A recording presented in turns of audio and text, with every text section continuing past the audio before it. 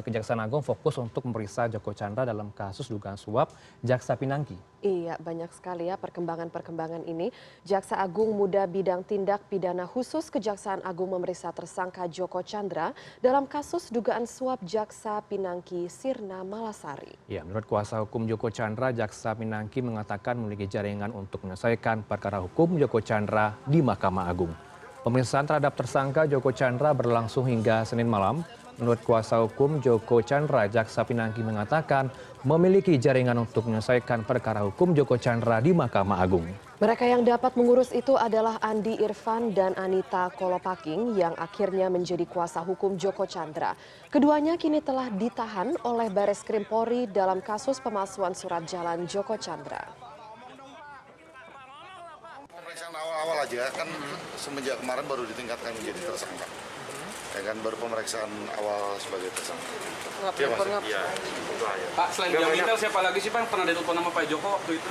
Enggak ada yang telepon, enggak ada yang telepon. Kalau Jaksa Agung Pak, telepon nggak? Enggak ada. Jadi kaitannya dengan Jamintel atau Jaksa Agung Pak Joko? Enggak ada. Kaitannya kan Pak? Ada sekitar 40 tapi ya 39-40-an. Itu pertanyaan memang ditawarkan oleh Pinangki kepada Joko Chandra untuk soal fatwa itu memang ada betul. Timnya tim. Ya kan Pinangki itu memperkenalkan timnya ada bisa mengurus. Itu dia muncul lah itu. Timnya itu yang tadi. Timnya Pinangki itu siapa aja, Pak? Ya yang Andi Irfan, ya kan sama Anita Kolopaking itu. Akhirnya Anita Kolopaking menjadi pengacaranya Pak Joko.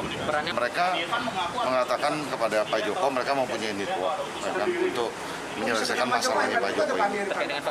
Ya, Kepala Pusat Penerangan Hukum Kejaksaan Agung Heri Setiono menyatakan hingga kini sudah 11 orang saksi yang diperiksa dalam perkara dugaan suap dan gratifikasi yang menjerat tersangka Jaksa Pinangki Sirna Malasari.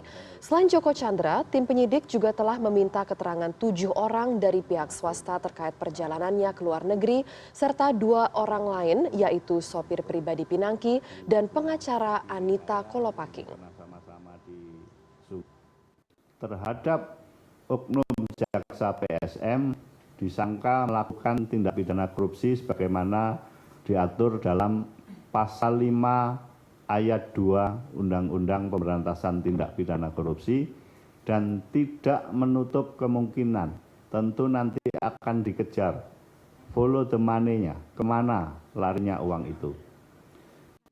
Kemudian terhadap tersangka JST, sebagaimana kami sampaikan terdahulu, disangka melakukan tindak pidana sebagaimana dimaksud dalam pasal 5 ayat 1 huruf A, atau kedua pasal 5 ayat 1 huruf B, atau ketiga pasal 13 Undang-Undang Pemberantasan Tindak Pidana Korupsi.